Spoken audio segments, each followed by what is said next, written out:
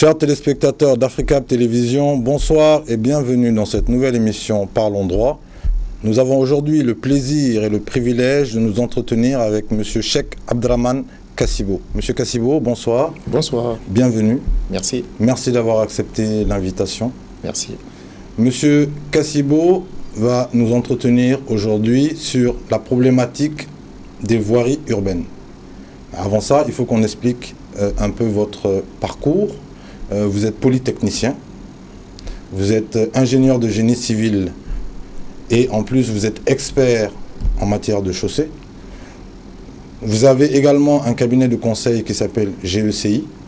Vous avez travaillé pendant plus d'une dizaine d'années dans différentes firmes au Canada et je pense que vous avez d'ailleurs aidé un peu à la normalisation dans ce domaine-là par rapport à certains aspects. Donc, sans plus tarder, est-ce que vous pouvez, en quelques mots, nous expliquer déjà qu'est-ce que c'est que la voirie, de manière générale, et qu'est-ce que c'est que la voirie urbaine, précisément?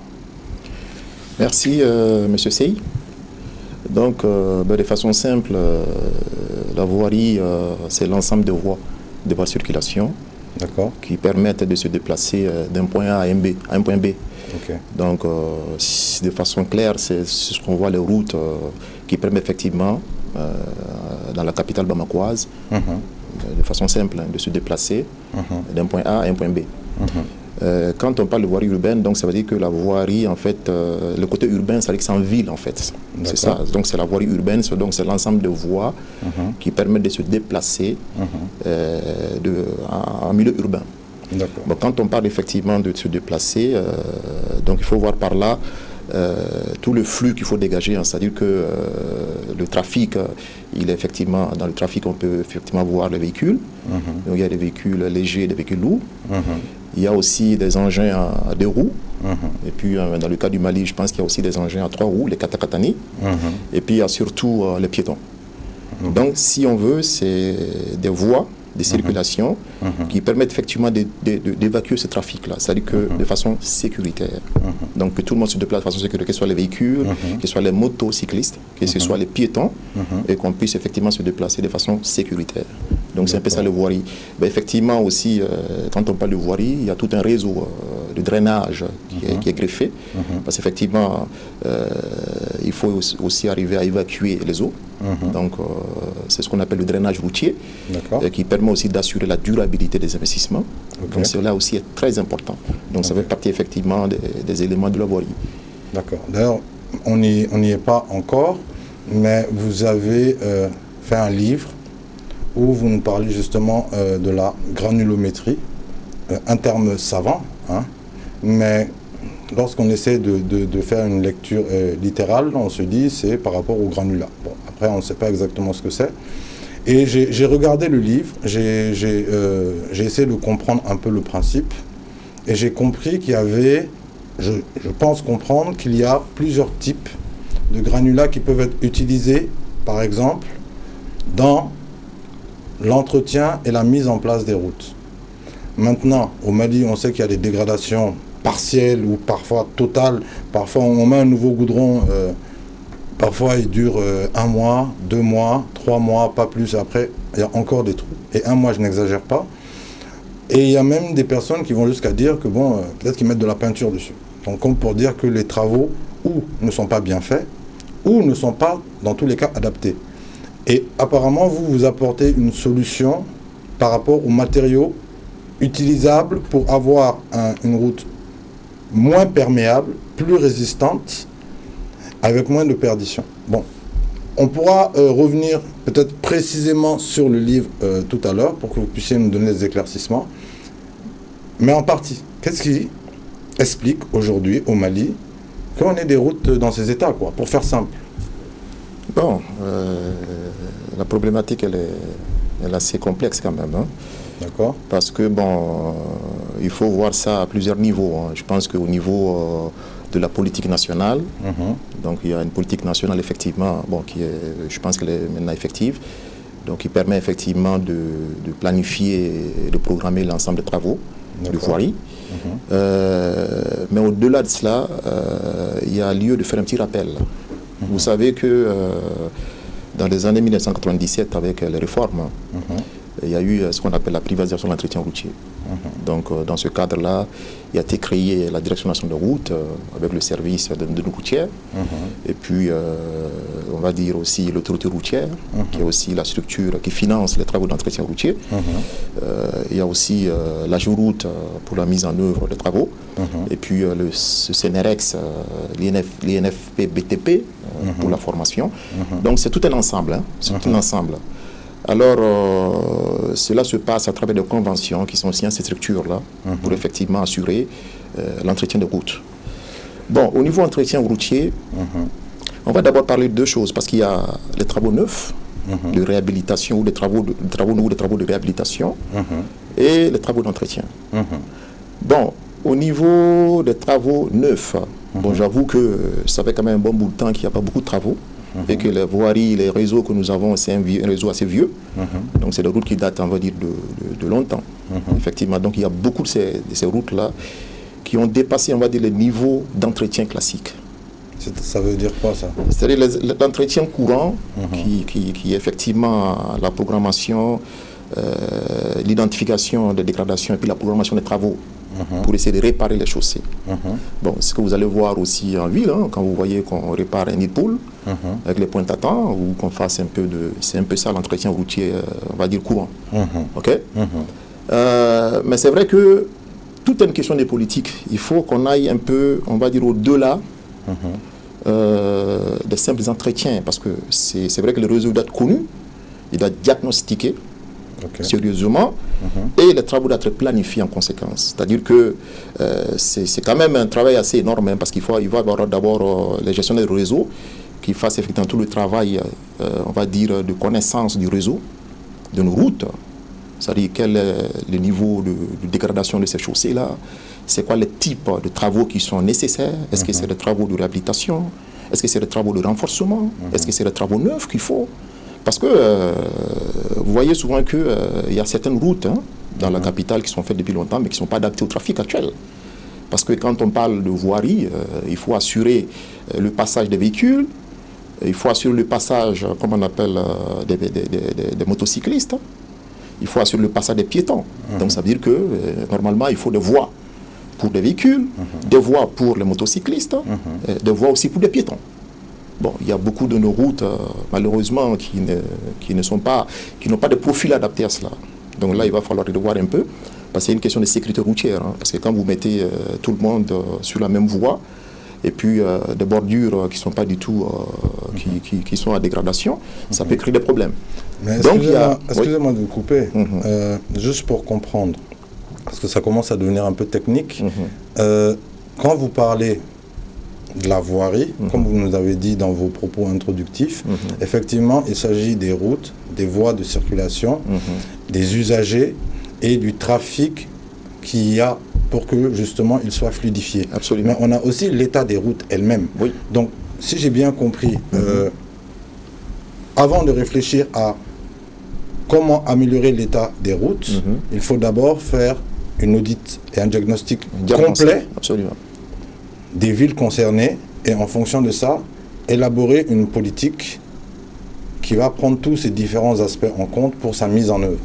Si j'ai un peu compris vos propos. Oui. Mais maintenant, par rapport à la responsabilité, parce que ça c'est sur le plan, vous nous avez cité un certain nombre de structures, ça c'est sur le plan institutionnel. Mais par rapport à la responsabilité des routes, j'ai envie de vous dire, on est tous responsables des routes, vous comme moi.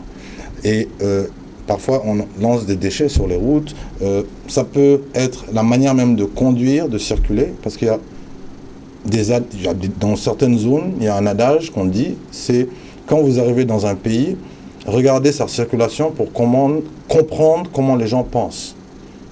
Et quand on regarde la circulation malienne, on se dit qu'il y a aussi de l'incivisme. C'est-à-dire, est-ce que l'usager lui-même ne doit pas contribuer à ce que les routes soient meilleures et en meilleur état? Et comment il peut le faire? Oui, c'est vrai que il y a des aspects qui sont effectivement, je suis d'accord avec vous, Le grand problème qu'il y a à ces niveaux, c'est d'abord la libération des emprises. Les emprises sont occupées. Vous allez voir que quand vous allez vous promener à Bamako, il y a beaucoup d'endroits où vous allez voir des marchands ambulants, effectivement, qui prennent l'emprise. Donc ça a un impact effectivement au niveau de la circulation et de la sécurité routière. Ça, c'est des éléments qui sont très importants qu'il faut gérer. Et puis effectivement, les populations doivent comprendre que c'est un patrimoine, hein, c'est un patrimoine national, c'est leur bien collectif. Donc effectivement, il faut en prendre soin. Il faut en prendre soin. Par exemple aussi, il y a certains quartiers où effectivement, quand il pleut, on sort avec en tout cas des éléments de puisard pour remplir le fossé. Non, ils ne sont pas faits pour ça. Ça, c'est les choses qu'il faut voir. Mais je crois que tout ça, ça demande de la réglementation, ça demande aussi de la sensibilisation. Parce qu'il faut qu'on aille maintenant vers des directives, en tout cas vers des directives plus claires. Il faut des procédures. Par exemple, quelqu'un qui va peut-être travailler sur le réseau, qui va peut-être passer un câble ou bien qui va passer, je ne sais pas, un fil et tout ça, ben, il faut que ça réponde à des normes bien précises. Hein.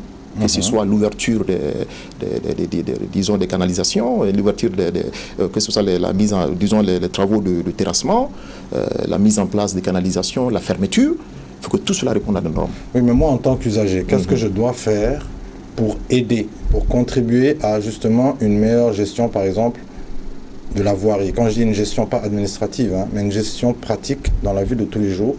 Comment moi, en tant qu'usager, au-delà du fait, parce que vous avez parlé effectivement de l'assainissement, il faut ne pas forcément jeter les ordures et tout ça, mais quels sont les autres comportements que je peux faire, et sans prendre non plus en compte peut-être l'aspect même fiscal, parce que payer ses impôts, c'est aussi un peu contribuer à une meilleure gestion de la voirie. Absolument. Donc, qu'est-ce que vous conseillez aux usagers qui nous regardent comme pratique pour préserver un peu mieux, même si les routes sont dans des états qui sont déjà déplorables et lamentables, ce peu de routes qu'il y a, le temps que justement il y ait une audit, parce que je pense que ça va prendre un petit moment, un diagnostic complet et une politique élaborée pour améliorer ce secteur. Qu'est-ce que vous conseillez aux usagers?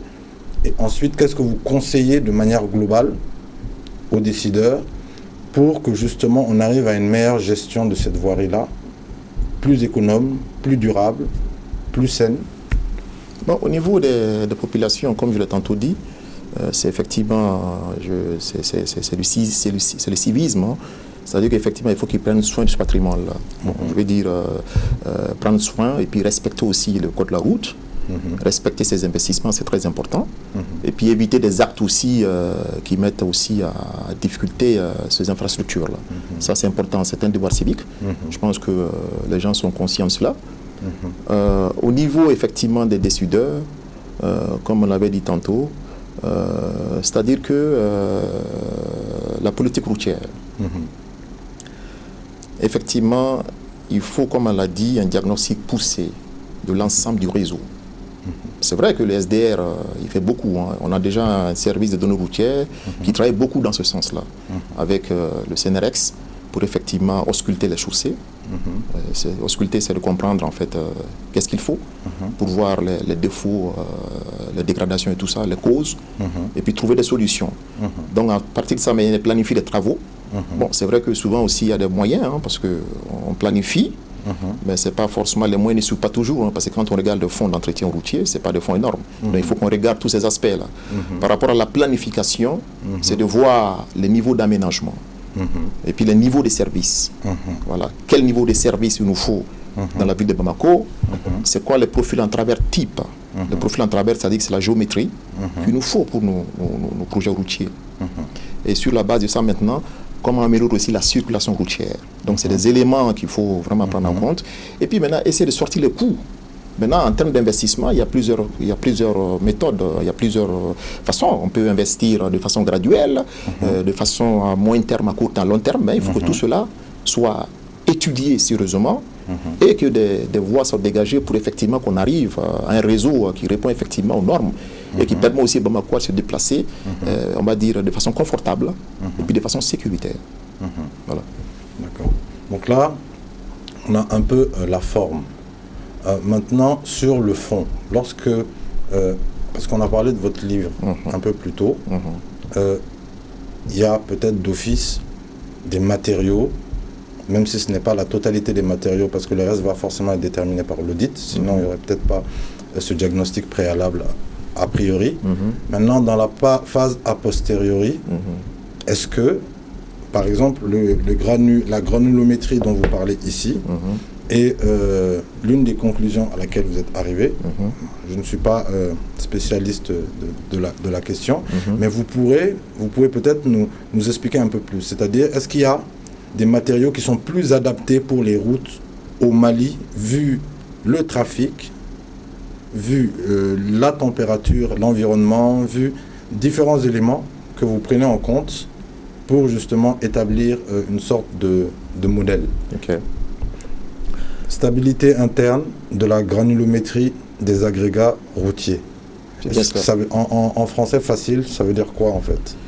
Ça veut dire en fait la stabilité, on va dire liée à la granulométrie. La granulométrie c'est quoi? C'est, mettons, quand on prend un élément, une grave, il y a plusieurs dimensions. D'accord. Donc la granulométrie c'est effectivement arriver à catégoriser les différentes dimensions. Voilà, ça va être à millimètres, donc c'est des D, ainsi de suite, ainsi de suite. Parce que ces matériaux, qu'est-ce qui se passe? En fait, en conception routière au Mali, on utilise globalement de la latérite. Je pense que toutes nos routes en tout cas, qui sont à Bamako, elles sont à la base latéritique, qui sont à la base de routes latéritiques. C'est-à-dire que la couche de fondation, la structure de chaussée. La structure de chaussée, si on veut même, c'est la couche qui permet effectivement de résister, comme on appelle, aux efforts qui sont transmis. Donc, effectivement, d'assurer aussi la durabilité de la chaussée. Donc, ces structures-là, globalement, c'est des matériaux latéritiques. Bon, de plus en plus, la problématique est que, avec l'extension de la ville et l'urbanisation, beaucoup de ces carrières-là sont bâties. C'est-à-dire que les gens, ça commence maintenant à construire au niveau de ces carrières-là. Donc de plus en plus, il y a un épuisement et puis les matériaux ne sont plus disponibles. Bon, c'est vrai aussi, il y a aussi le côté environnemental, parce que vous savez, la latérite, ça fait beaucoup de poussière en ville. Donc du coup, c'est pas évident ces travaux-là du point de vue environnemental. C'est compliqué. Donc la nouvelle tendance, on va dire que on va maintenant vers les matériaux qu'on appelle la grave non traitée, la GNT. Bien sûr, il y a plusieurs types. Et puis la GNT, effectivement, c'est ces matériaux granulaires-là. C'est des matériaux en langage facile dont la résistance dépend effectivement de la granulométrie. Parce que c'est des matériaux, en fait, il y a deux types de matériaux. Il y a des matériaux qu'on va dire un peu cohésifs, qui ont une cohésion, donc il y a un angle de frottement, et puis des matériaux qui sont liés, dont la résistance est liée à la granulométrie, dont on parle d'angle de frottement interne. Donc c'est tout ce qui est, en tout cas techniquement, exactement. Voilà. Donc ça veut dire quoi? Ces matériaux qu'on utilise au Mali présentement, on utilise déjà au Mali ces matériaux granulaires-là, ça commence déjà dans les voiries, on utilise beaucoup ces matériaux-là. Et il y a beaucoup d'aspects qui nous échappent souvent parce qu'effectivement, on n'a pas de recherche appliquée dans nos laboratoires ni dans nos universités. J'en profite pour effectivement signaler cet aspect parce que c'est important aussi. Il faut de la recherche pour développer aussi, on va dire, les infrastructures routières, la durabilité, tout ça. Donc, au niveau de ces matériaux, on a constaté au cours de ces recherches que ces matériaux, en fait, dont la résistance est liée à la granulométrie, c'est-à-dire que l'angle de frottement interne, en présence d'eau, il peut y avoir des phénomènes assez complexes. C'est-à-dire que la stabilité, ça veut dire que les gros grains, les moyens et les petits, quand il y a présence d'eau, les petits ne sortent pas, ils restent à l'intérieur. Un peu la perméabilité, quoi. Oui, exactement. Donc il y a des fois, par exemple, où quand la granulométrie est mal définie, quand il y a présence d'eau, les fils ont tendance à partir. Quand les fils partent, donc le matériau devient instable. Donc ce qu'on appelle la loi des filtres, parce qu'il y a beaucoup de choses. Il faut essayer de maintenir ces fils-là. Il faut éviter que les fils sortent, parce que quand ça sort, ça déstabilise le matériau. Bon, c'est des éléments qui arrivent. Donc le livre est un peu mais en termes économiques, est-ce que c'est moins cher, par exemple, que ce qui est utilisé couramment, ou économiquement, c'est peut-être plus cher au départ, mais sur la durée, on rentabilise. En termes de coût, quand on fait la conception routière, on va en termes de coût-bénéfice, c'est-à-dire qu'il y a une étude économique, il y a aussi une étude aussi, on va dire, de rentabilité. Les investissements, ça dépend, parce que quand tu utilises tel matériau, C'est vrai, le coût est un peu élevé, mais en termes de durée de vie de la chaussée, elle est beaucoup plus intéressante. Et en termes de, donc, c'est plusieurs éléments qui rentrent en compte. Parce que vous savez que ces matériaux ont un module beaucoup plus intéressant, qui peut supporter effectivement le trafic par rapport aux matériaux latéritiques. Donc il y a une question à la matière. Et puis comme je vous l'ai dit aussi tantôt, bon, ce n'est pas les matériaux qui manquent, parce que les collines rocheuses à Bamako, aux alentours, on en a, on en exploite. Donc ce n'est pas ça qui manque. Mais bon, c'est vrai que c'est des stratégies d'aménagement. L'administration routière, effectivement, définit ces choses-là avec le CNREX par rapport aux matériaux qu'on peut utiliser dans les cas de charge. Et, comme je l'ai dit aussi, c'est une question de coût-bénéfice. C'est-à-dire que c'est une étude de rentabilité qu'il faut faire. Oui, mais moi, je vous pose la question à vous. Est-ce que, de manière simple, qu'on comprenne, est-ce que aujourd'hui, utiliser par exemple ces roches-là, puisqu'on les a à disposition déjà, et ça peut même participer dans une stratégie combinée à une meilleure gestion de la voirie pour qu'il y ait peut-être des voies d'accès. Parce que parfois, la colline sépare deux zones. Je vais vous prendre l'exemple de Sanangoroba et de, comment s'appelle la zone un peu après, avant... bon, Muntugula. Entre Sanangoroba et Muntugula, en fait, vous n'avez qu'une montagne. Et si vous devez y aller par la route, c'est beaucoup plus long de faire tout le tour. Donc, ça peut aussi participer à une meilleure gestion de la voirie. À ce moment-là, les coûts peuvent être aussi combinés. Mais, techniquement, est-ce que ce granulat, parce que si j'ai bien compris, ça peut régler les histoires des routes, c'est plus résistant, et à long terme, les routes seront dégradées moins facilement parce que c'est très solide. C'est plus solide, on va dire. C'est plus solide. Oui. Maintenant, est-ce que vous pensez qu'aujourd'hui, c'est ça la solution, par exemple, pour des meilleures routes, ou c'est une des solutions qui peut être utilisée, et il y a d'autres solutions peut-être à envisager qui sont encore meilleures pour l'état de nos routes, par exemple? En tout cas, je ne peux pas m'approprier le monopole, on va dire la vérité dans ce domaine. C'est assez complexe. Mais je pense que de façon modeste, là, tout simplement, et il faut des études. Il faut des études, il faut beaucoup d'études. Effectivement, il faut identifier l'ensemble de ces matériaux au niveau de la ville de Bamako et ses environs pour voir les distances de transport, parce que ça joue beaucoup dans l'investissement, la qualité, les caractéristiques de ces matériaux-là. Et sur la base de ça, maintenant, dans la nouvelle politique routière, nous définir, par exemple, par rapport aux zones, si effectivement on a des travaux routiers dans cette zone, voilà les emprunts, les carrières qui sont peut-être disponibles pour faire le travail, et ainsi de suite. Là. Donc c'est tout un travail de l'administration routière avec le CNREX. On a dit que vous êtes, en introduction, vous êtes quand même polytechnicien et vous avez fait un deuxième cycle. Bien sûr. Donc c'est sûr, je ne suis pas certain qu'on ait beaucoup de polytechniciens dans ce domaine-là au Mali. Donc vous avez un cabinet de conseil, d'accord, mais ces solutions-là qui doivent être mises en œuvre, quel peut être le lien? Quelle peut être la solution pour que les politiques soient un peu obligés, j'ai envie de dire, de nous donner de meilleures routes, parce qu'aujourd'hui, ce que le citoyen veut compte aussi. Donc, quel lien peut être établi? Bon, peut-être que vous aurez l'occasion de nous expliquer peut-être un peu plus dans votre mot de conclusion, mais juste avant, si vous avez une maxime qui vous marque et qui vous a marqué, comme l'émission, il nous reste 2 minutes, et ensuite, dans votre mot de conclusion, de manière générale et un peu ramassée, nous dire ce que vous pensez et qu'est-ce que vous pouvez être en mesure d'attendre de l'État, de manière simple, et du citoyen. Bon, on va peut-être revenir un peu là-dessus. Bon, le citoyen, on a dit qu'il faut quand même respecter les règles, il faut respecter les lois, les règlements qui existent. Il faut prendre soin du patrimoine, c'est notre patrimoine. Donc ça, c'est important. L'administration routière aussi doit faire son travail. Son travail d'organisation, de gestion, de planification, on va dire, pour un meilleur résultat. Bon, dans ce cadre-là, j'avoue que beaucoup a été fait. Beaucoup a été fait, mais il reste beaucoup encore à faire.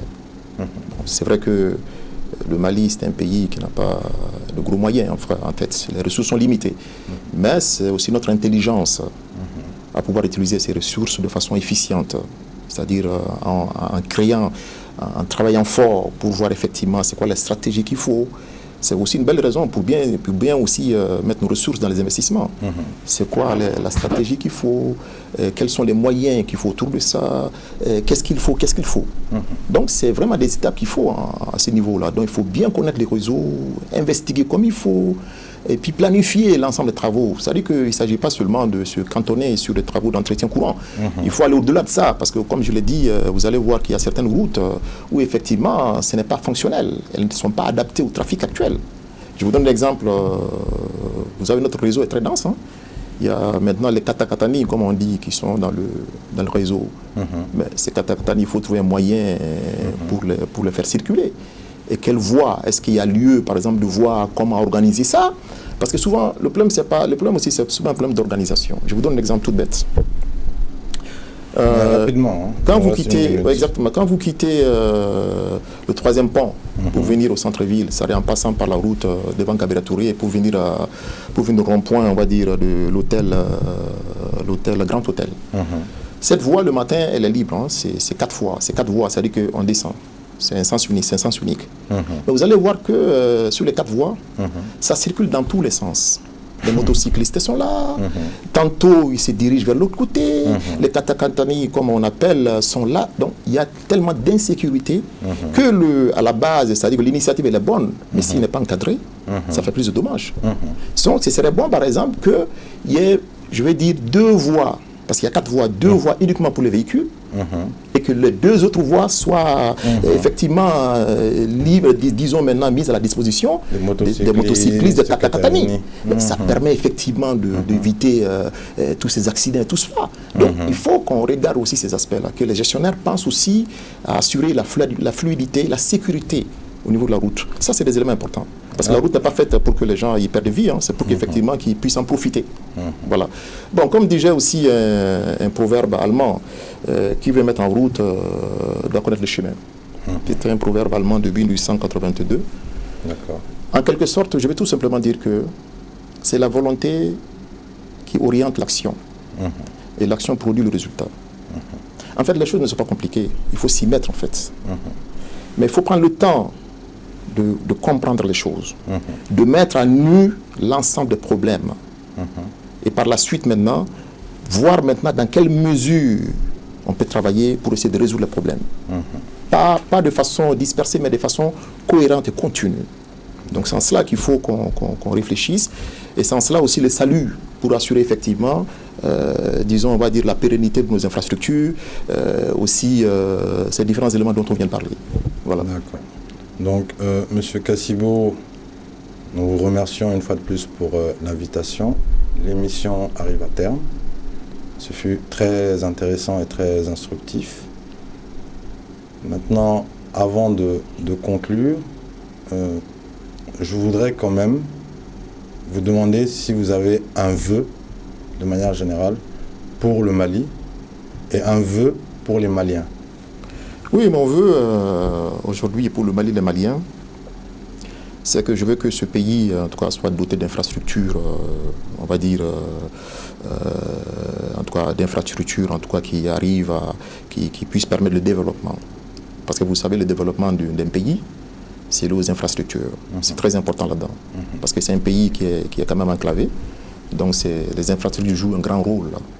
Donc, mon vœu aujourd'hui, c'est vraiment d'associer à la mise en place de la politique l'ensemble des acteurs pour effectivement voir dans quelle mesure on peut trouver, sur la base des problèmes existants, des solutions appropriées et les mettre en œuvre avec un plan de suivi.